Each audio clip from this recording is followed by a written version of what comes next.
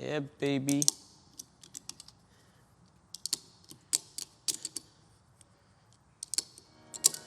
That pulls good. Look at that.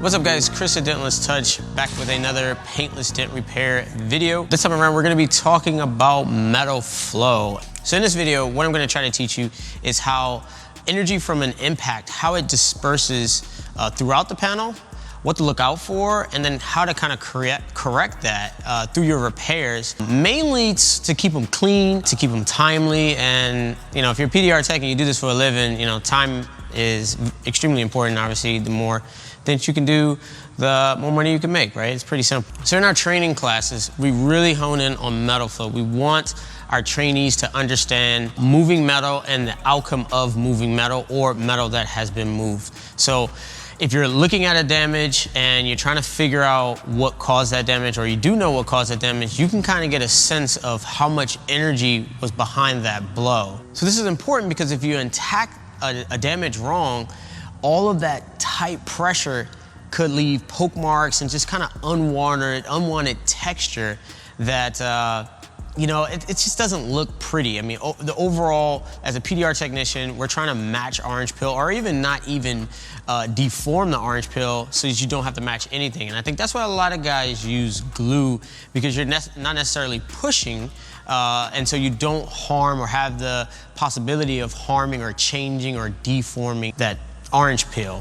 It's super important to dissect the damage that you're about to repair, and to kind of create a process and make sure that you're checking off the boxes that we're going to be discussing in this repair. We're going to be using a couple of cars, mainly this SC300. We're going to go over kind of how I analyze damage and then kind of create this game plan. But also we had this BMW that came in, and it was a good example. I just want to show you another example of metal flow and how damage can just disperse and just move all kinds of things. We have this fender and it's misaligned the hood, and then also on the edge right here going up into the rail. This is a bicyclist that actually hit this fender, and so the point of impact was in this direction, and it basically shifted the entire fender over. I'm hoping if I release this tension from this area, the fender will set back, because structurally there's nothing really damaged that I can see. I can't open the hood just yet. But again, I just wanted to show you guys when impact or certain impact is done to a particular panel, how everything kind of disperses outwards. So I want you guys to be mindful of that. All right, like I said before, we're going to be using this SC300 as an example, as well as a few other cars. So I was pretty baffled about what caused this damage. The impact point was either hiding behind the rear bumper or behind that tail light. But anyway, let's take a little bit of time and kind of go over my thoughts before I started repairing. Now you can see there's a fairly large crown. It pretty much looked like indirect damage, right? So I'm trying to find the direct damage, the direct impact point. So the only way I can see that is either taking the bumper off or taking the tail light. So I have to get into the repair. So once the taillight was removed, I didn't see any damage. I can actually see down into the bumper area. I still didn't see anything. So I tried the next best thing. It's just to see if that crown actually moves. So of course it didn't. That's why I'm reverting back to the glue. It was actually pinching the edge of that panel. So something was just binding it up. I can tell that from knocking down.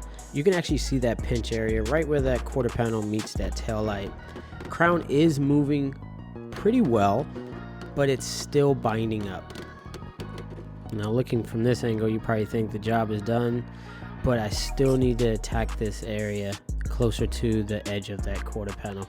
And that's the spot that was giving me problems. That's what I had to glue pull outward to allow that metal to relax, the crown to relax, so I can start blending.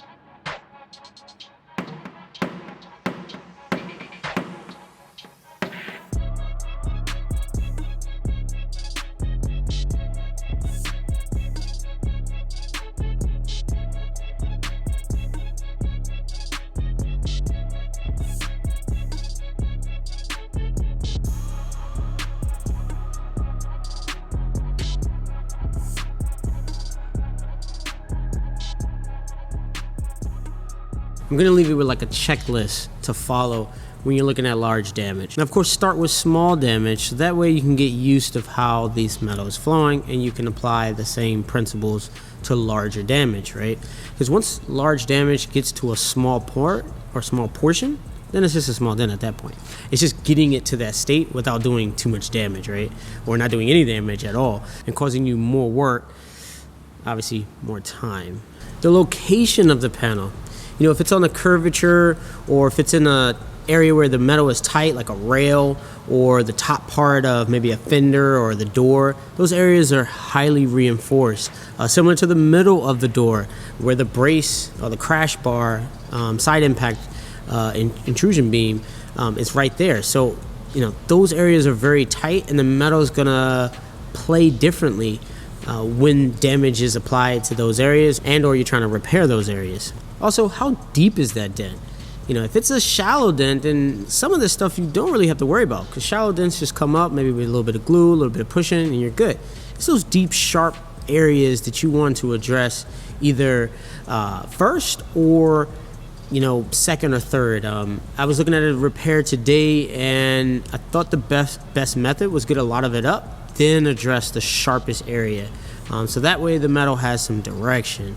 So there's a sequence that you have to follow. It comes with experience, so then you'll just have that intuition, right? Because experience helps you with that intuition or grants you intuition so you can foresee the next 5 or 6 steps, kind of like a master chess player, right? They don't see the next 2 steps. They see, you know, 7, 8 steps ahead of their opponent. So similar mindset. We're playing like a game of chess with PDR or with damage, right? So analyze what's in front of you, come up with a game plan, and then continue to keep modifying that game plan as you see similar dents come in. So that way, when anything come across your table, you're just more inclined to start that process or build a sequence that you know that is going to be executed in the right way. Thanks, guys. Hopefully this has been informative, and I'll see you on the next video.